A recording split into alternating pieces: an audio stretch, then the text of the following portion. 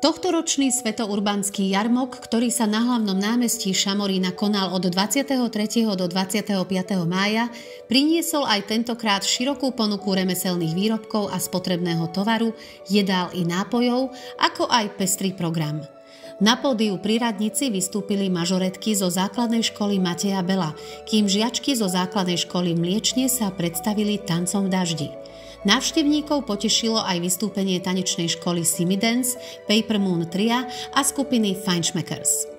Na druhý deň sa predstavili svojím programom žiaci a pedagógovia základnej umeleckej školy Štefana Nemeta Šamorinského, ako aj škola moderného tanca La Suerte.